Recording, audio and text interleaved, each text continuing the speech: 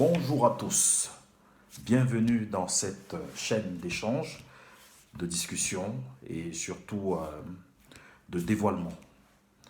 Aujourd'hui, nous allons parler de quoi dans cette chaîne qui parle de la sociologie du travail.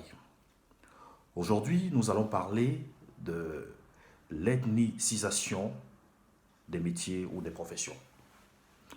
Vous savez qu'en France, il n'est pas permis de faire des relevés ethniques pour savoir le nombre d'ethnies, leur situation géographique, ainsi de suite. Aujourd'hui, je vais vous parler du rôle et de l'importance que prend l'ethnie dans un travail. Pourquoi à certains postes, on retrouve des gens typés, des gens dits étrangers, des gens qui ne sont pas forcément illettrés et qui n'ont pas de prime abord, tel qu'on le pense, on croirait qu'ils n'ont pas fait des grandes études. Tenez, je vais vous prendre des exemples simples. À la RATP, par exemple, à Paris, pourquoi il y a plus d'étrangers, de personnes typées, de personnes à consonance maghrébine, de personnes noires, on va dire les choses telles qu'elles sont? Tout simplement parce que ces personnes ont des capacités, ont des aptitudes à assumer ce qui est demandé dans ces postes. À savoir qu'ils ont le savoir-être pour traverser les espaces et gérer plusieurs attitudes ou comportements d'individus différenciés.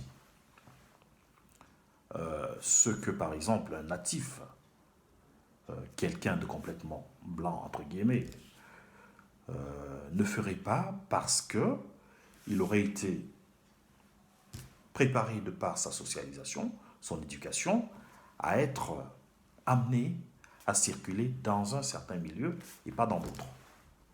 Capacité que les personnes étrangères, les personnes dotées d'un capital social autre que le capital culturel ou le capital du savoir, tout simplement intellectuel.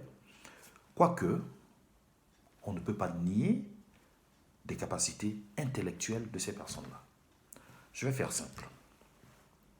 Il ne suffit pas de trouver quelqu'un à un poste en tant que nettoyeur, en tant que ménagère, en tant que vigile, pour en déduire que cette personne n'a pas fait les grandes études et qu'elle n'a pas un QI développé ou en gros qu'elle n'est pas intellectuelle. Qu'est-ce qu'être intellectuel? Il faut déjà dire que tout individu est intellectuel de par sa manière de se déplacer dans la sphère sociale, de raisonner, de rationaliser sa vie de tous les jours. Qu'est-ce qu'être intellectuel? Être intellectuel, c'est savoir tout simplement trouver sa place, savoir se déplacer, savoir trouver des solutions en ce qui concerne les problèmes qu'on rencontre tous les jours. Pensez-vous qu'une personne, parce qu'elle est, je ne sais pas moi, qu'elle s'occupe de la maintenance dans un lieu public, dans des bureaux, que cette personne ne soit pas intellectuelle simplement parce qu'elle a avec elle un outil qui lui permet, d'exercer son métier? C'est pas possible. Vous devez savoir que tout individu est intellectuel. On définit l'intellectualité ou l'intellectualisation de la société d'une sphère à travers les mécanismes que développent les individus, leurs stratégies, leurs méthodes pour aborder et résoudre des problèmes. Donc ici, je parlais d'ethnicisation des professions. Donc il ne faut pas être étonné qu'à certains postes, qu'on retrouve à certains postes, des personnes à consonance étrangère, des personnes qu'on définirait de prime abord d'illettrés, ce qui n'est pas toujours le cas. Des personnes qu'on croirait être des non-intellectuels, ce qui est faux, parce que tout individu vivant, qui a une réflexivité sur lui-même et sur le monde qui l'entoure, est intellectuel. Vous devez savoir que ces postes de travail où on retrouve l'ethnicisation ne sont pas que des postes basiques, des postes de subalternes. Regardez à la télévision, regardez certaines émissions, regardez quelquefois le faciès, excusez-moi, de ces personnes qui sont amenées à diriger certaines émissions à choc. Pourquoi? Parce que ces animateurs, ces présentateurs ont une capacité d'absorption à tout type d'individus qui pourraient éventuellement intervenir dans ces émissions. Ce qui veut dire qu'aujourd'hui, loin de penser que le monde n'est que racisme, n'est que favoritisme, il y a également ce qu'on appelle une sorte je vais employer le juste mot, c'est-à-dire mettre à des postes les personnes qui ont des capacités à exercer le métier qui leur convient au vu de la situation.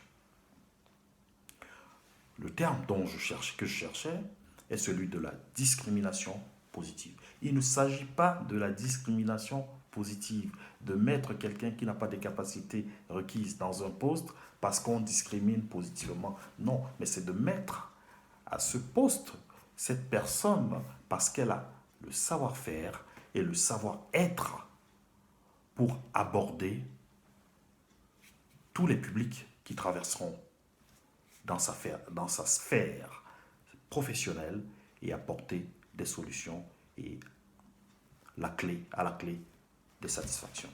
Donc aujourd'hui, je vous amène à raisonner, à réfléchir sur le bagage culturel et social que porte tout individu. Il ne s'agit pas de le nier, ni de le dénier. Il s'agit de faire avec ce que nous sommes, avec tout ce que nous avons accumulé tout au long de notre vie qui devienne un capital. Et ce capital, dès qu'il est possible de le mettre en valeur, il n'y a aucune honte. Il n'y a aucune honte à pouvoir se retrouver à un poste parce qu'on a une double culture, parce qu'on sait aborder, on sait parler à tout type de personnes, parce qu'on a tout simplement des aptitudes cognitives, socio-culturelles, voire ethniques, entre guillemets, que n'ont pas d'autres personnes qui, eux, de par leur bagage, seront utiles également dans d'autres postes. Donc aujourd'hui, je tenais à attirer l'attention de façon par le biais de la sociologie pour dire aux gens, si vous exercez un métier par votre ethnie, c'est-à-dire que si votre ethnie a été un des éléments sélectifs qui vous amène à exercer ce métier, soyez fiers de faire ce métier. Et pour ceux qui vous observent, s'ils s'arrêtent à votre ethnie, au poste que vous occupez à l'instant, pour vous définir en tant qu'individu, il n'y a pas de déterminisme. Mais reconnaissons la dialectique qui existe entre métier, ethnie et social. Les trois peuvent se composer et se composent dans les différents cas que je viens d'énumérer. J'ai parlé de la RATP à Paris, je pourrais parler à Toulouse, de TCO, où on a des jeunes qui font de la médiation à l'intérieur du métro. On a également des gardiens de portique qui ont toujours des faciès à consonance étrangère, ce qui n'est pas un délit, ce qui n'est pas également un motif de dévalorisation. Bien au contraire, ces gens sont intellectuels de par leur façon de penser, de raisonner, d'aborder les problèmes, de traverser tous les milieux sociaux. Ils ont une mobilité spatiale que n'ont pas d'autres. Donc pourquoi les dévaloriser? Et on pourrait multiplier des exemples, des agents d'entretien, des agents qui s'occupent du ramassage des ordures, ainsi de suite, ainsi de suite. Donc, chers amis, chers téléspectateurs, je tenais à parler de ce sujet aujourd'hui et surtout d'apporter un éclairage nouveau en ce qui concerne l'ethnie, le métier et la profession. Je vous remercie et j'attends vos commentaires. À bientôt. Au revoir.